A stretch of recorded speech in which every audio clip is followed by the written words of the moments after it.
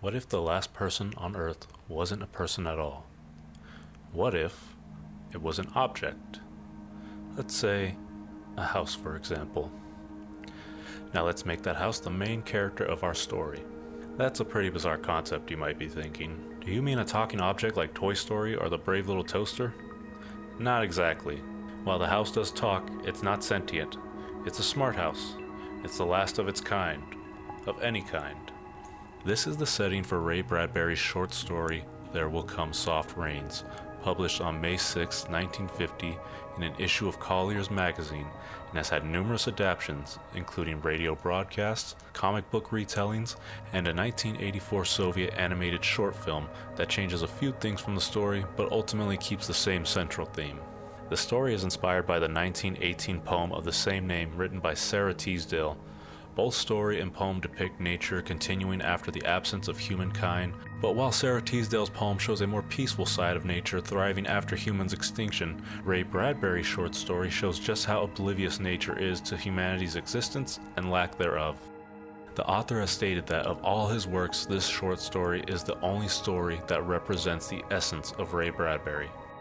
And I can definitely see what he meant by that. The story has such a fascinating idea of the futuristic home, while also creating an air of mystery and dread right outside that home that leaves the reader entertained but also asking so many questions.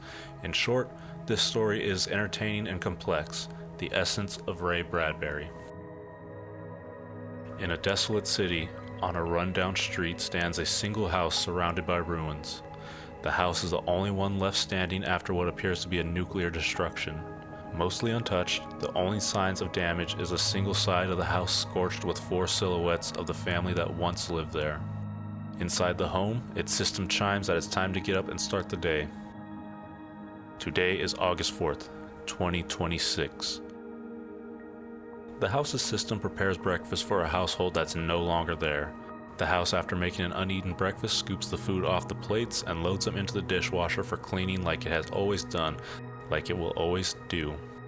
Noontime rolls around and the house chimes that it's time to start cleaning and sends out dozens of robotic mice to clean the floors. Outside, the family dog shambles up to the front door and barks.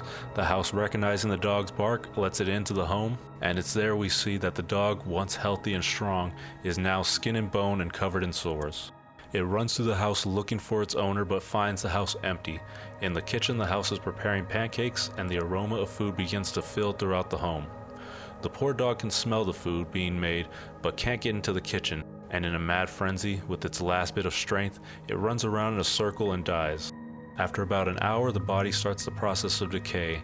The house, sensing this, sends out dozens of robot mice to clean up the body, and it's loaded into the basement incinerator.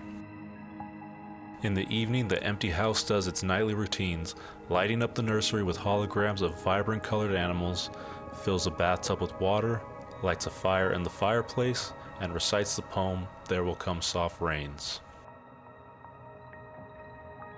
There will come soft rains and the smell of the ground, and the swallows circling with their shimmering sound, and frogs in the pools singing at night, and wild plum trees in tremulous white. Robins will wear their feathery fire, whistling their whims on a low fence wire, and not one will know of the war, not one will care at last when it is done. Not one will mind, neither bird nor tree, if mankind perished utterly. And spring herself, when she woke at dawn, would scarcely know that we were gone. Later on at night, around 10 o'clock, a windstorm blows a tree branch through a kitchen window, knocking over flammable cleaning solvents and starting a fire. The house desperately tries to extinguish the fire while the alarm system constantly cries out, "Fire!" and "Run!" Unfortunately, due to the house's daily routine of washing the dishes and filling the bathtubs, the reserve water in the pumps are now empty, causing the fire to continue to rage on. Fire blazes on throughout the night, and by morning, all that stands is a single wall and part of the house's system still intact. And with the lone wall sitting among the smoldering ash, the alarm starts, as it always does, as it always will. Today is August 5th, 2026. Today is August 5th, 2026. Today is August It can seem pretty harrowing to think of Earth continuing on without us. After all, each person is the main character in their own story. Our lives are generally the most important thing to us. So to think of ourselves and everyone else around us just gone one day off the face of the earth. No one to remember our stories, no one to care that we were no longer a part of this world. Just simply erased in a flash, with no trace of us ever existing, save for what bit of our structures and our technologies that get spared. But even over time, nature will bury these things, and then poof, no more records of our existence. No more me, no more you, no more anyone. Wiped away from existence, a clean slate. But that's just it. The tiny faint bit of beauty in the story, I think. We may be vaporized and forgotten to time, but the fact that nature and life can still continue on, fresh and new, I think is a way to look at the story from a glass half full sort of perspective. I like the idea that although I might not be around to enjoy it, the grass will still grow again, the sun will still rise and set, and the rains will still come.